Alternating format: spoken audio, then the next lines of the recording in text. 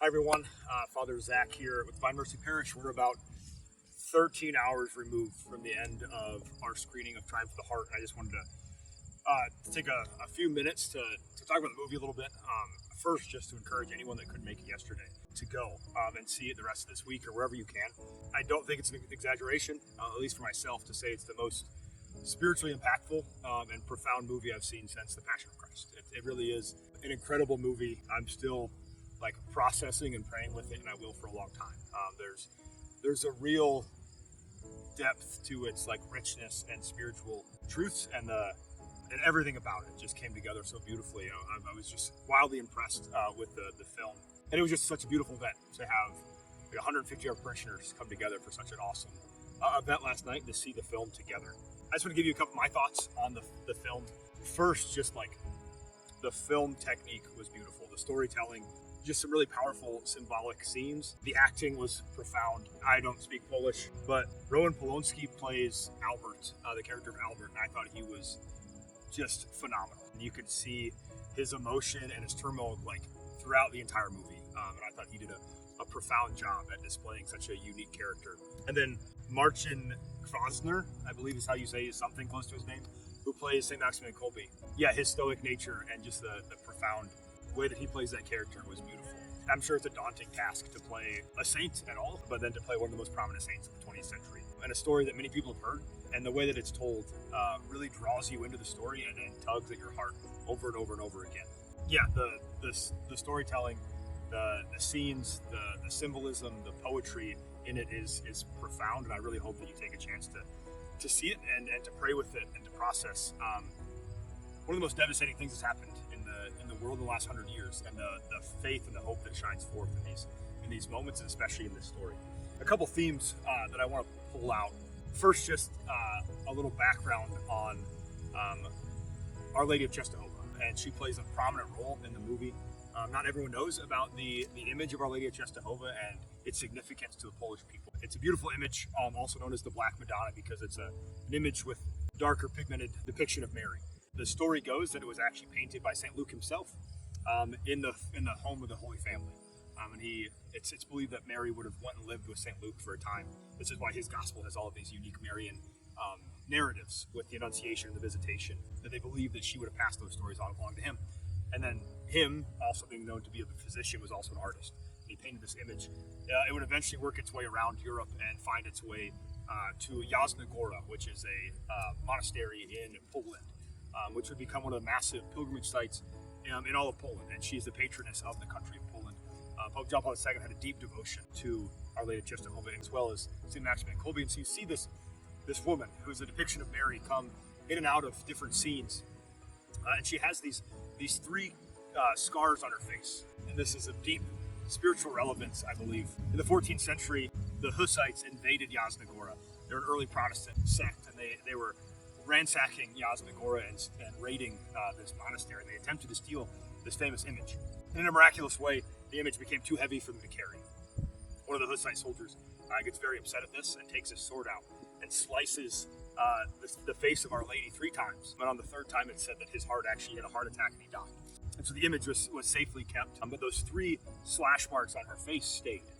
And since then, they've tried to refurbish and to fix these cuts on her face. And every time, miraculously, they all disappear. The scars are still shown. And so in a beautiful way, the Immaculate Virgin, who is without spot and without blemish, shows us her wounds. And she keeps those wounds, I think, in a way, allowing us to show our wounds to Christ. If the woman without sin, the Mother of God without sin, is able to show her wounds to us, who are we to hide our wounds that need to be healed from Christ? And so you see her in this scene.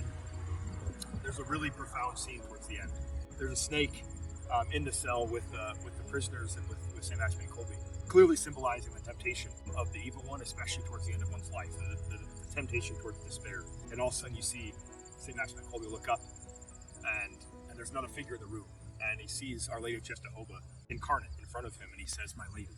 And you see her foot raise and stomp on the head of the serpent, quashing those temptations towards despair and giving up and a lack of faith and hope. And that's what Our Lady does, is she gives us that great, deep hope and strength in those temptations. It was reminiscent to me of a scene in The Passion of Christ, this interaction between Christ and his mother as he carries his cross through his Via Dolorosa. As he's bloodied and beaten and fallen, he looks at his mother and says, "See, mother, I make all things new." And in both of these films, that's when I lost it. It's such a powerful scene to see the courage that is given to Maximilian and the other prisoners through the intercession of Our Lady.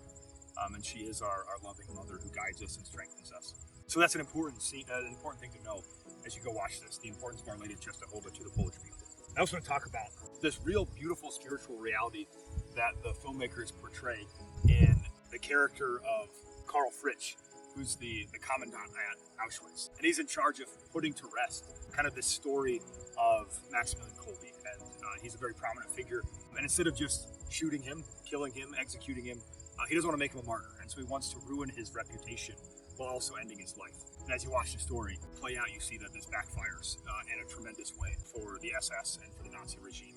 And Maximilian Kolbe becomes not just a martyr, but a figure of hope for all of the people, not just Catholics, Jews, Gypsies alike. They all have this figure of hope that they can cling to. But as the movie goes on, you see Karl's life just go into disarray. And more, the hope of the Christian causes turmoil against the enemy, against the evil one. And I think this shows a really beautiful spiritual reality that when we have hope and faith and charity, when we cling to the cross, when we cling to Christ and his mother, the evil one is destroyed and has no foothold on us. He doesn't know what to do. His attacks don't work. His attacks fall on deaf ears. The temptations that they rise bear no fruit. And you see this played out in the person of Karl Fritsch and his family. That his family's in disarray. He doesn't know how to work, how to live anymore because of the hope of and the goodness of St. Maximilian and his companions in the cell. We also see, and I think this was a really beautiful thing, there are many great Christian movies. Some can tend to be rather corny and a little over the top. And usually there's like, at the climax of the movie, there's some like profound miracle that happens that saves the day and everything falls in line. And this external sign of God's work. And in this film, that doesn't happen. And yes, there's that beautiful scene with Our Lady, but all the while, their 14 days in the cell, their external experience gets worse and worse and worse, and they watch their brothers die. And they have less food, and they're hungry, and they fall into madness and struggle. All the while, the internal drama that's going on and the eternal grace that's being bestowed upon them is growing and growing and growing. And so there wasn't this external miracle, but the miracle is in the grace that's poured out upon those men in the cell, and the grace that really infuses the rest of the prisoners there. That it isn't some dramatic show, but rather this internal conversion of heart that is the true miracle. And that's something we all can experience, no matter what we're doing in our lives. Whether it's something as dramatic as being in prison for our faith, or just living our mundane life, and there's always this conversion of heart that we are called to in a really powerful way. And so I found that the realism of the movie to be really telling. That it isn't always, these massive works of our Lord.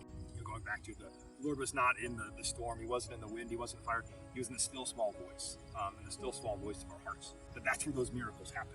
The film does a beautiful job showing the dualism between the decadence of the Nazi regime and the cruelty and the scarcity of the men in the cell. That there's always these cutscenes that go back and forth between, drinking up any water they can find on the floor that was used to mop up the floor, and then it cuts to this decadent party with wine and everything. You see this in films like All Quiet on the Western Front, which is a film about World War I. You see it also in Zone of Interest, which is about Karl Fritz's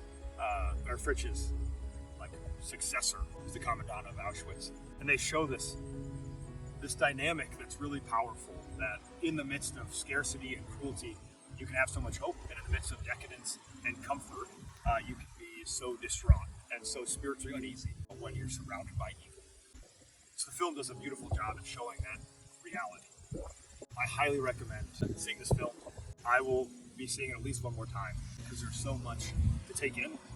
It's not an easy film to watch because it does delve into some of the horrors of the Holocaust and the cruelty that humanity can bestow upon itself and their brothers. But ultimately, it's a story of victory and hope and triumph, especially when it's a triumph in Christ and his grace through the intercession of Our Lady. So I hope you're all able to see it.